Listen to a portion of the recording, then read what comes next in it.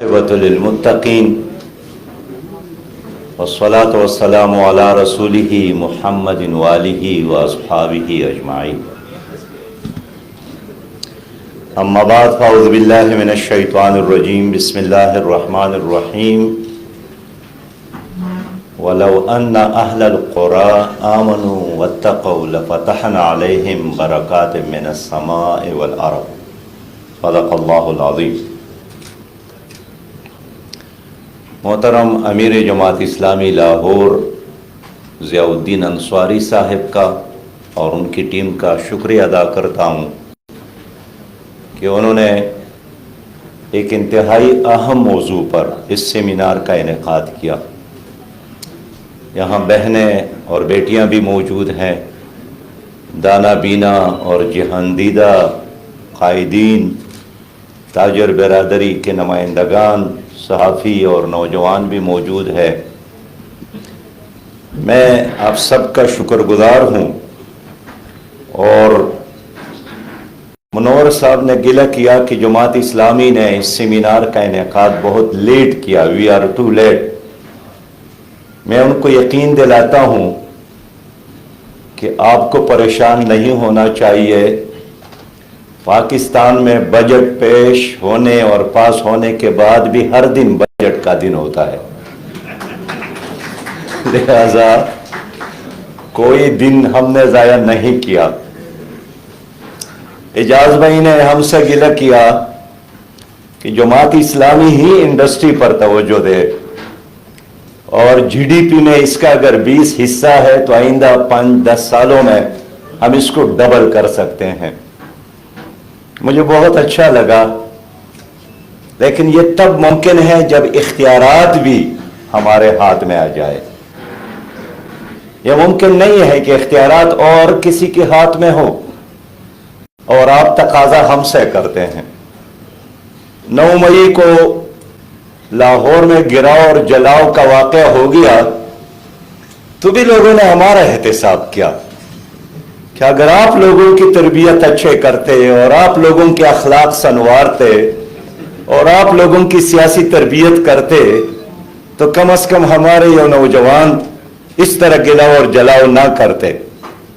میں اس پر شکریہ ادا کرتا ہوں۔ لوگوں کو توقعات ہے جماعت اسلامی سے کہ یہ ایک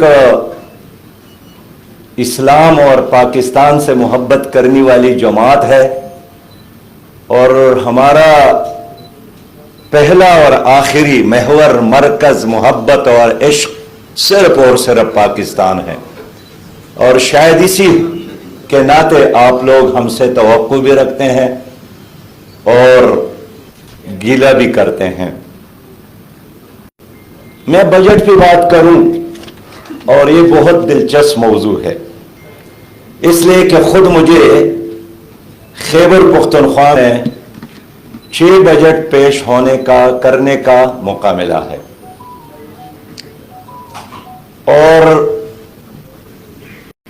بجٹ ساری دنیا میں ممالک پیش کرتے ہیں، لوگ خوش ہوتے ہیں۔ ہمارے ملک میں بجٹ کا دن ایک خطرناک، دہشتناک اور المناک دن ہوتا ہے۔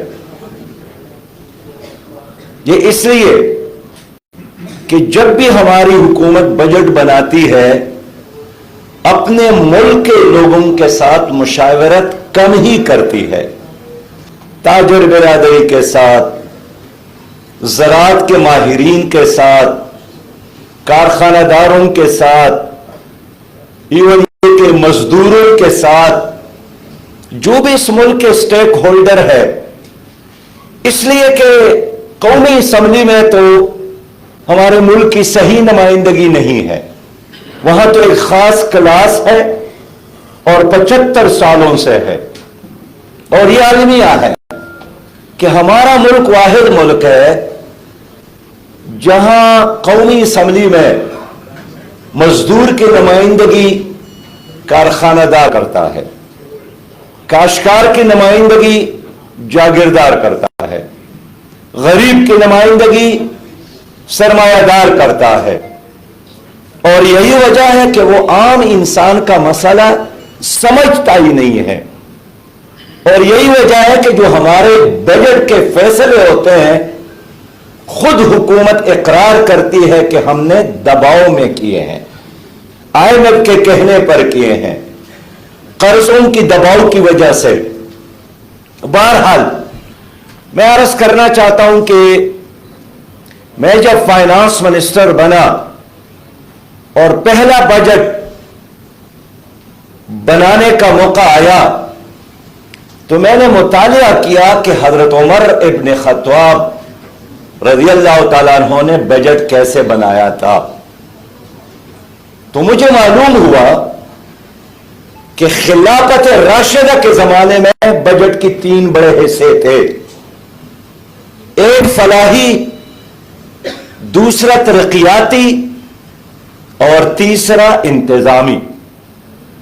अब उसमें सबसे ज्यादा कम खर्च इंतजामिया पर होता था, उसके बाद बारी तक कम खर्च का वो तरक्याती कामों पर, और सबसे ज्यादा खर्च खिलाफत के जमाने में हुकूमत अवाम पर करती थी, फलाही बजट होता था।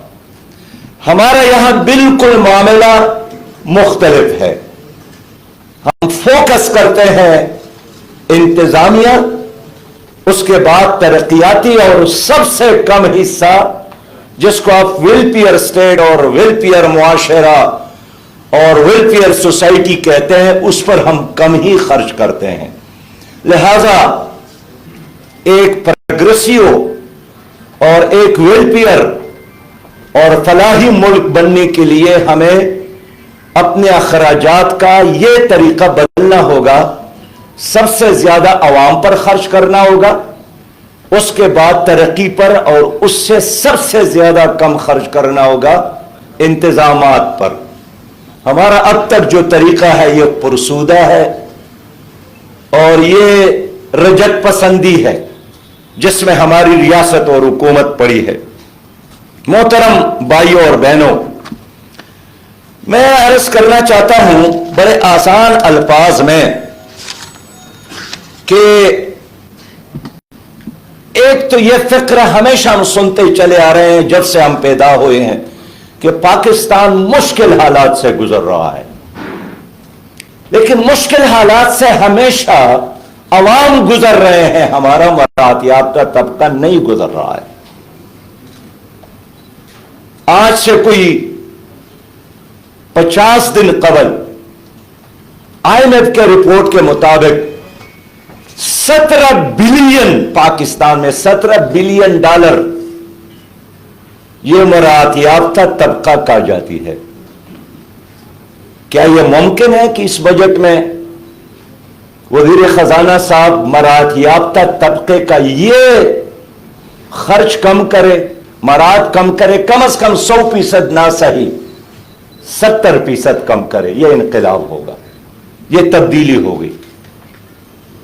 अब हमारी रिपोर्ट के मुताबिक नहीं, ट्रांसपेरेंसी इंटरनेशनल की रिपोर्ट के मुताबिक 7 अरब पाकिस्तान में रोजाना करप्शन होती है। यह कोई इंडियन, अमेरिकन, कोई बाहर की दुश्मन ताकत आकर यह काम नहीं करती है, यह हमारे अपने लोग करते हैं। क्या यह मुमकिन है कि हमारी हुकूमत इस बजट में एक ऐसा निजाम वज़ा कर ले कि जिसमें करप्शन का खात्मा हो? मेरे भाई ने, रियाज साहब ने स्टील मिल, PIA और रेलवे में खसारे का जिक्र किया। इन अगर आसान अल्फाज में कहूं तो इन इदारों में मजमूई तौर पर रोजाना जो खसारा हम बर्दाश्त करते हैं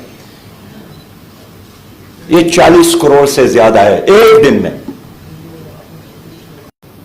तो इसके लिए तो कोई बाहर से ताउन लेने की जरूरत नहीं है, ये तो खुद हमारे अपने मैनेजमेंट का मसला है। करप्शन कोई जिन्नात तो यहां नहीं करते हैं, अपने लोग ही करते हैं। تو میں کہنا چاہتا ہوں کہ یہ غلط نظریہ ہے. یہ تو رابنس کا نظریہ تھا, آدم اسمتھ کا نظریہ ہے کہ وسائل کم ہیں اور مسائل زیادہ ہے. ہمارا یہ عقیدہ نہیں ہے. ہمارا عقیدہ یہی ہے کہ وَمَا مِن دَابَّةٍ فِي الْأَرْضِ إِلَّا عَلَى اللَّهِ رِزْقُهَا. اللہ نے کوئی ایسا زندہ چیز پیدا ہی نہیں کیا ہے جس کے لیے رزق کا انتظام نہیں کیا ہو. پھر مسئلہ کیا ہے؟ مسئلہ اگر ایک گلی میں غربت ہے, لاہور کے ایک طرف گلیاں کندرات ہے, پانی صاف نہیں ہے, کھیل کا میدان نہیں ہے, بچوں کے لیے اسکول کا انتظام نہیں ہے, خواتین کے لیے علیحدہ کوئی کھیل کود کی جگہ نہیں ہے, اور دوسرے جگہ ہر چیز موجود ہے, تو یہ ہمارے غیر منصفانہ دولت کی تقسیم کی وجہ سے ہے. جبکہ اللہ کا حکم یہی ہے کہ کہ لا یکون دولتا بین الاغنیاء منکم, دولت ایک جگہ پر جمع نہ ہو. جو موجودہ نظام ہے اس میں آپ دیکھتے ہیں کہ ایک شہر میں 80% دولت ہے اور باقی پاکستان میں کچھ بھی نہیں ہے. ایک صوبہ ترقی کی طرف ہے اور باقی پاکستان تنزل کی طرف.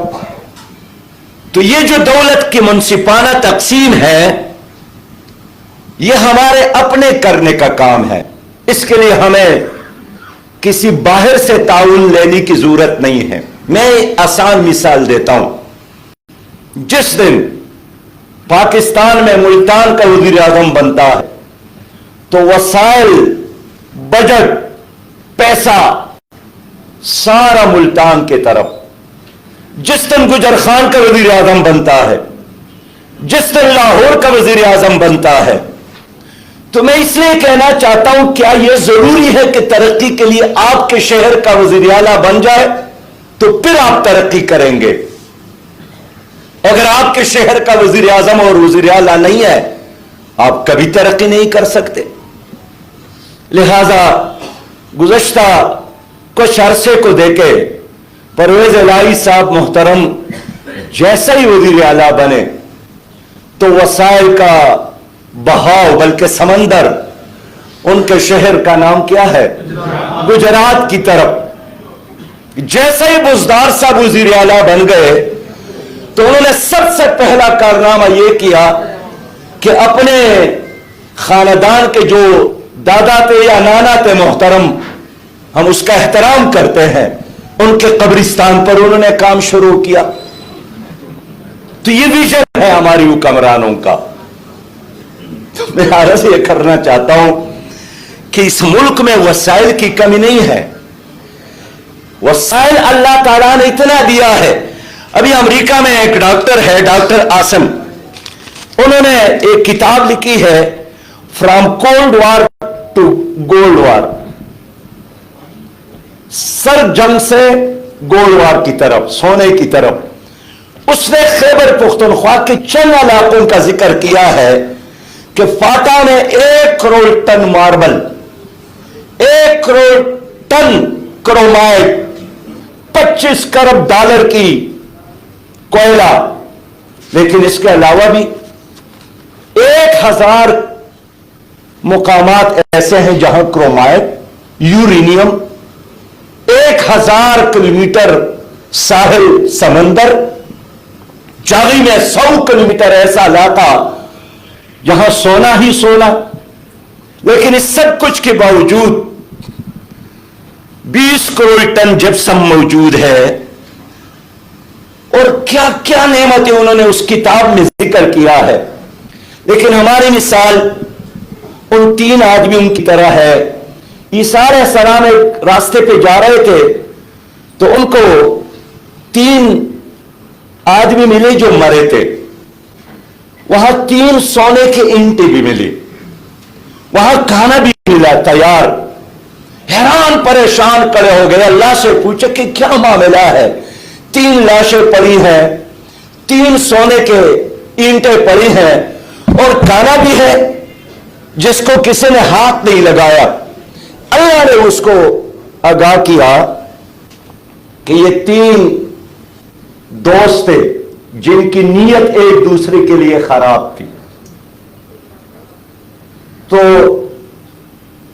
راستے پر جا رہے تھے کہ میں نے ان کو 3 سونے کے اینٹیں دیے، یہ خوش ہو گئے، اور دو میں سے دونوں نے ایک کو آرڈر دیا کہ آپ جا کر اب تو زبردست کانا شہر سے لا کر لائے، سونے کی کمی تو نہیں تھی۔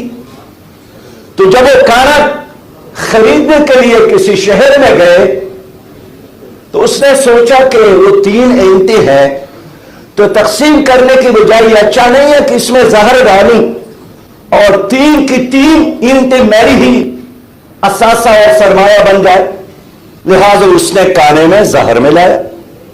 باقی دو نے مشورہ کیا کہ جیسے ہی آدمی پہنچیں گے ہم بہانہ بنائیں گے کہ آپ نے کیوں اتنا لیٹ کیا ہمیں، اور آتی اس پر چل پڑے، اس کو قتل کیا، اور قتل کرنے کے بعد اس نے کہا وہ اب آرام سے کھانا کھائے۔ تو جب انہوں نے آرام سے کھانا کھایا اور زہر ان کے پیٹ کے اندر گیا تو یہ بھی ڈھیر ہو گئے، اور اس تیسرے کو تو انہوں نے خود ہی ڈھیر کیا تھا۔ ہمارے ہاں سونے کے کان موجود ہے، زمرد کے کان موجود ہے، زرعی زمین موجود ہے، بے انتہا باصلاحیت نوجوان موجود ہے، جباکش مزدور موجود ہے، انتہائی دانا بینا جان دیدہ تاجر موجود ہے، لیکن اس سب کچھ کے باوجود اگر غربت ہے تو سبب کچھ اور ہے تو جس کو خود سمجھتا ہے۔ زوال بندہ مومن کا بے زری سے نہیں۔ میرے بہت ہی محترم بھائیوں، میرے پاس فیصل آباد کا ایک تاجر آیا، اس نے یہاں اپنا کارخانہ وغیرہ سب کچھ سمیٹ کر بیچ کر 15-20 کروڑ روپے اکٹھے کیے اور پرتگال گئے۔ پرتگال میں انہوں نے کہا کہ جب میں گیا اپنے آپ کو پیش کیا، ایک ونڈو ایک دفتر میں جا کر میرا کام، مجھے لائسنس، مجھے جگہ، مجھے بجلی، مجھے گیس، اور اس کے ساتھ ہی جتنا سرمایہ میرا تھا اتنے ہی سرمایہ سرکار نے ملا کر میرے پروجیکٹ میں لگایا۔ تو اب 15 کروڑ کی بجائے میں نے 30 کروڑ سے وہاں کام شروع کیا۔ اب پرتگال کو آپ جانتے ہیں، یہ ساری دنیا میں ایک ایسا علاقہ تھا جہاں کے چور بحری قذاق مشہور تھے، لیکن اب ایک مسلمان تاجر مجبور ہے کہ فیصل آباد کو چھوڑ کر وہ پرتگال میں پناہ لے لیتا ہے کہ وہاں میرا سرمایہ بھی محفوظ ہے، میری عزت بھی محفوظ ہے، میرا مستقبل بھی محفوظ ہے۔ اس سے بڑی شرم کی بات اور کیا ہو سکتی ہے؟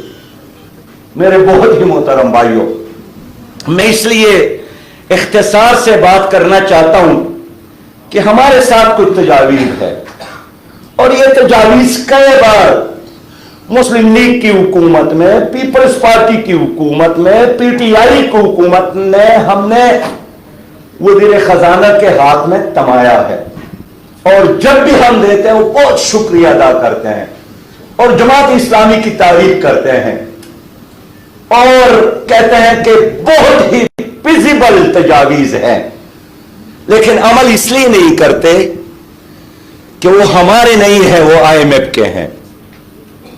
وہ 24 کروڑ عوام کی کوئی حیثیت ان کے سامنے نہیں ہے، ان کے لیے اصل اگر وہی ہے جو آئی ایم ایف والے ان کو دیتا ہے۔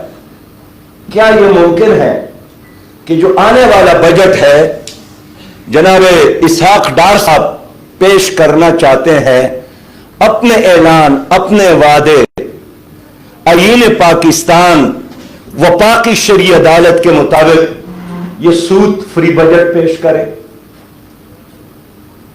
اگر انہوں نے یہ کارنامہ کیا، میں یقین دلاتا ہوں پاکستان ترقی کرے گا۔ لیکن ہر بجٹ کا ایک نظریہ ہے، اگر آپ کا ایمان کسی اور چیز پر ہے اور آپ کا معاشی نظریہ کوئی اور ہے، اب کیسے آگے بڑھیں گے؟ اب یہاں معاشی ماہرین بیٹھے ہیں، 9.7 ٹریلین گزشتہ بجٹ تھا، اس میں 4.1 ٹریلین آپ نے سود اور قرضوں میں دیا، 4 ٹریلین آپ نے صوبوں کو دیا LFC کے مطابق، کیا رہ گیا؟ 1.5 ٹریلین آپ نے دفاع پر خرچ کیا، 450 بلین آپ نے جو آپ کے مردہ ادارے ہیں PIA، ریلوے اور PTCL پہ، اور یہ کیا ہے اسٹل میں پہ خرچ کرنا ہے۔ آپ کے پاس رہ گئے ترقیاتی کاموں کے لیے صرف اور صرف 800 روپیہ، 800 ارب۔ اب 800 ارب روپیہ پر ابھی انہوں نے کٹ لگایا، 8 میں سے 3 کم کر لے تو کتنا، 300 کم کر لے کتنا بنتا ہے؟ 500 بلین۔ اب اگر 500 بلین پہ آپ نے کوئی پروجیکٹ بنایا بھی ہے، 200 پروجیکٹ بنائے ہیں، تو مسلسل سریا کی قیمت میں، سیمنٹ کی قیمت میں، مزدور کی قیمت میں، اس کا مطلب یہ ہوا کہ 200 میں سے 200 اسکیم ایسے ہیں جس پر 100% تو کیا، اس پر 25% کام بھی نہیں ہوا، لہذا ایک پروجیکٹ بھی مکمل نہیں ہوتا ہے۔ کیا بنے گا اس ملک کا؟ کیسے ہم ترقی کریں گے؟ اس لیے میرے دوستو، آئیے ہم مطالبہ کریں کہ کچھ بھی نہیں کر سکتے ہیں تو کم از کم جن اداروں کا ہمارے اوپر قرض ہے ان کو اعلان کیا جائے کہ ہم اصل زیادہ دیں گے اور سود نہیں دیں گے، اس لیے کہ ہمارا علم سود کے خلاف ہے، ہمارا دین سود کے خلاف ہے۔ وہ پاکی شرعی عدالت کا فیصلہ لایا ہے کہ سود نہ دینا، لیکن اگر آپ اللہ کا حکم نہیں مانتے ہیں تو پھر آپ کو 100 دروازوں پر جھکنا پڑے گا۔ یہی ایک سجدہ جسے تو گراں سمجھتا ہے دیتا ہے آدمی کو 1000 سجدوں سے نجات، پھر آپ کو 1000 سجدے کرنے پڑیں گے۔ ہم چاہتے ہیں کہ تاجر برادری خوشحال ہو، اور میں بالکل 100% اعجاز صاحب کی بات سے، ریاض صاحب کی بات سے متفق ہوں کہ ایک زمانہ وہی تھا کہ ملک پاورفل ہے، کیوں؟ اس کی فوج اچھی ہے، اس کے ساتھ اسلحہ زیادہ ہے۔ آج کل اسلحہ اور فوج کی کوئی اہمیت نہیں ہے، جس ملک کی کرنسی اچھی ہے وہ ٹھیک ہے، معیشت بہتر ہے تو ٹھیک ہے۔ اگر معیشت کمزور ہے تو آپ روس جیسا لاکھوں اور سب سے بڑی فوج بھی رکھے، آپ بڑا ملک نہیں بن سکتے۔ اور معیشت کے استحکام کے لیے ایک طرف ہمیں انڈسٹری پر توجہ دینی ہے، اگر آپ نے بے روزگاری کو کم کرنا ہے۔ ہمارے سابق حکومت نے بھی پیش کیا ہے پلان کہ ہم لنگر خانے بنائیں گے، پھر کٹے تقسیم کریں گے، پھر مرغیوں کے انڈے تقسیم کریں گے، پھر اس کے بعد کچھ اور مسافر خانے پھر بنائیں گے۔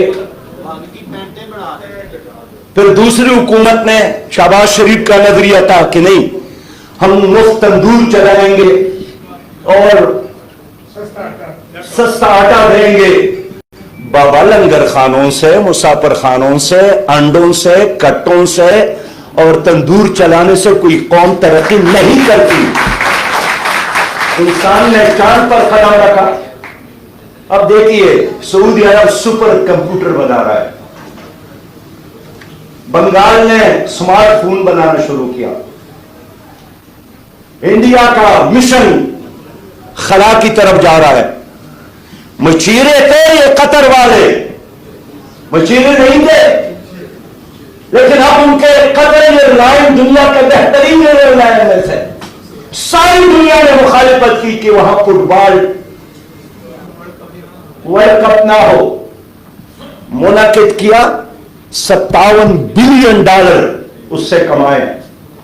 لوگوں نے بڑا دباؤ ڈالا کہ شراب کی اجازت دو ورنہ ہم نہیں آئیں گے، انہوں نے کہا نہ آئے، لیکن شراب پر پابندی ہم نے نہیں، اللہ نے لگا لی۔ قطر نے کمایا اس میں۔ گزشتہ دنوں افغانستان کے وزیر خزانہ ہے، وزیر خارجہ آئے تھے متقی صاحب، اس نے بتایا کہ پاکستان کی کرنسی سے ہماری کرنسی 3 گنا طاقتور ہے۔ کیوں؟ बंगाल की तरह करेंसी, हत्ता श्रीलंका, भूटान, नेपाल, ये हमारे, आपने आईटी की बात की, देखिए आईटी वाले में ऐसा शोबा है मेरे प्यारे भाई जिसके लिए जमीन की जरूरत नहीं है, जिसके लिए लोहे और सीमेंट की जरूरत नहीं, एक दफ्तर की जरूरत है। लेकिन इंडिया 68 अरब डॉलर कमा रही है और हम 2.7 अरब डॉलर। अंदाजा कर ले, क्या कुपड़ी में दिमाग नहीं है हमारी? इसलिए मसला ये नहीं है कि हमारे साथ वसाइल की कमी है। मैं ईमान की हद तक ये बात करता हूं, मैं खुद फाइनेंस मिनिस्टर रहा हूं और मैंने एक तरफ अपने वसाइल और एक तरफ अपने मसाइल और दूसरी तरफ वसाइल का तखमीना लगाया। अपने वसाइल को अपनी चादर के अंदर रखकर मैंने अपने मसाइल के हल के लिए कोशिशें की, लेकिन आगाज तो अपनी जात से किया। मेजर साहब, अपनी जात से आगाज किया। कैसे? कि पहले बजट में मैंने अपने वज़ारात के लिए, वज़ीर आला के लिए और अपने लिए तनख्वाह मुकर्रर की 18,000 रुपया।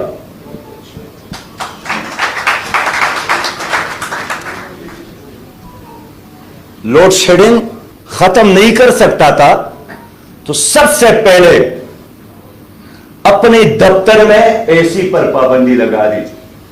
ठीक है, अगर मेरी जाती हैसियत में मेरी इस्तेताअत है तो लगाना चाहिए, लेकिन ये कहां का इंसाफ है कि अब गरीब कौम के पैसे से मजे करे, ऐश और इशरत करे।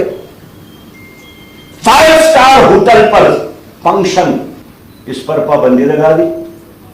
वीआईपी कल्चर का खात्मा किया, गैर तरक्याती अखराजात कम किए और पैसा बचाकर फिर हमने तय किया कि अब अदना से लेकर मैट्रिक तक बच्चों के लिए मुफ्त किताब, हर डिस्ट्रिक्ट हेडक्वार्टर में कैटेगरी ए हॉस्पिटल और फिर खवातीन के लिए अलग यूनिवर्सिटी, गर्ल्स मेडिकल कॉलेज, हत्ता के खवातीन के लिए खेलने के लिए भी चार दीवारी के अंदर खेलने का इंतजाम भी। हमने एक्सपोर्ट में नहीं पढ़ा था, हमने सिर्फ सैयद मौदूदी रहमतुल्लाह अलैह को पढ़ा था। उसने हमें मेहनत का दर्स दिया था, उसने हमें दियानत का दर्स दिया था और फिर वर्ल्ड बैंक के कहने पर, क्राइटेरिया पर पूरा उतर कर शौकत अजीज जैसे, यानी बखील का लफ्ज तो मैं नहीं कहूंगा, लेकिन वो किसी को पैसा नहीं देता था, 1.4 बिलियन इनाम की तौर पर हमें मिला। तो आज से एक हफ्ता कबल खैबर पख्तूनख्वा के वज़ीर आला ने मुझे फोन किया कि आप आ जाए। हम वहां गए तो बताया कि खजाना खाली है, न तनख्वाहों के लिए पैसा है, न बजट बनाने के लिए पैसा है, न जो रनिंग स्कीम्स है उनको मुकम्मल करने के लिए पैसा है। ये वही सूबा था, मैं फाइनेंस मिनिस्टर था तो 1 रुपया कर्ज नहीं था। आज उस सूबे पर 1000 अरब से ज्यादा कर्जा है। मैं आप लोगों से शेयर करना चाहता हूं कि इस बजट में हम चाहेंगे कि ज़राअत पर तवज्जो दी जाए। ज़राअत एक ऐसा शोबा है कि उसके हौसला अफजाई करके हम 6 महीने में गेन कर सकते हैं। हम चाहेंगे कि लाइफ स्टॉक पर तवज्जो दी जाए। हम आइंदा 1 साल में आप $1 बिलियन से ज्यादा गोश्त बरामद कर सकते हैं। हम चाहते हैं इस बजट में ओवरसीज पाकिस्तानियों को मौसन पाकिस्तान डिक्लेयर करके उनकी माल, जान और इज्जत और आबरू की तहफ़्फ़ुज़ के साथ यहां फैसिलिटेट किया जाए। मेरे साथ उन्होंने बात की है कि अगर दियानत हो तो हम 30 अरब डॉलर बेचते हैं तो हम ये 40 अरब डॉलर भी बेच सकते हैं, लेकिन हमारी जान की तहफ़्फ़ुज़ तो हो। ये कैसे मुमकिन है? लाहौर और फैसलाबाद का ताजर बाहर भाग रहा है तो क्या ओवरसीज पाकिस्तानी पागल होगा कि वो अपना पैसा लेकर इधर आएगा? वही फौजी के मौके पर आता है, बाकी फिर वापस जाता है। इसलिए मैं समझता हूं कि अब वक्त आया है कि जो डायरेक्ट और इनडायरेक्ट टैक्सेस की बात आपने की है, हमारी तजवीज यह है कि इनडायरेक्ट टैक्सेस को बतदरीज खत्म करके डायरेक्ट टैक्स बढ़ाया जाए। एक आदमी के साथ 1 अरब है तो शनाख्ती कार्ड में तो वो होता है तफसील, उससे उस बुनियाद पर लिया जाए। एक आदमी बाजार का चौकीदार है तो उस पर उस हवाले से बोझ डाला जाए। यह जुल्म है कि आप एक 18,000 रुपया तनख्वाह वाले और 1 बिलियन रखने वाले पर एक ही तरह का बोझ डालते हैं। पाकिस्तान से लोगों की मोहब्बत है, लेकिन ये जितने भी टैक्सेस कवानीन को जानने वाले वकला है, उनसे मैंने पूछा है, उन्होंने कहा कि हम इसलिए लोग अपने साथ रखते हैं कि टैक्स बचाने का गुर सिखाया जाए, टैक्स देने का नहीं, बचाने का। इसलिए कि उनको यकीन है कि उनको देना ये रियासत को नहीं मिलता है, हुकूमत को, अवाम को, ये जाती इनके प्रॉपर्टीज में इजाफे का बायस बनता है, दयानतदारी नहीं है। लेकिन मैं यकीन के साथ कह सकता हूं कि अगर हमारी कौम को यकीन हो जाए कि अब करप्शन नहीं है, अब मेरा पैसा स्कूल पर, कॉलेज पर, यूनिवर्सिटी पर खर्च होगा, तो टैक्स तो किया है, मेरी माएं बहनें बेटी हैं, ये अपने ज़ेवरात भी इस कौम पर निछावर करने के लिए तैयार है। मैं ठीक बोलता हूं या गलत बोलता हूं? लेकिन ये काम कौन कर सकता है? इसके लिए एक दियानतदार हुकूमत की जरूरत है, और मौजूदा हुकूमत से ये तवक्को नहीं है। हम फिर भी मुतालबा करेंगे कि इस बजट में महंगाई की वजह से तनख्वाहों को कम से कम तनख्वाह 40,000 किया जाए। अब पंजाब की हुकूमत ने गरीब की जो तशरीह की है वो यही है कि 60,000 रुपया उसकी आमदन हो, लेकिन मेरा यकीन है कि 60,000 रुपया भी बहुत कम लोगों की आमदन है। 1 लाख से जिसकी आमदन कम हो उसको टैक्स से इस्तिस्ना दिया जाए, ताकि वो बच्चों को खिला सके, बच्चों को पढ़ा सके, अपने किराया के घर का खर्च बर्दाश्त कर सके। मेरे बहुत ही मोहतरम भाइयों, ये चूंकि हमारा आखिरी मजलिस नहीं है, एक आगाज है, हमारे और आपका ये डिस्कशन इंशाअल्लाह ताला जारी रहेगा। आज हम इस हुकूमत को तजावीज दे रहे हैं, लेकिन एक वक्त आएगा इंशाअल्लाह ताला, इनसे तवक्को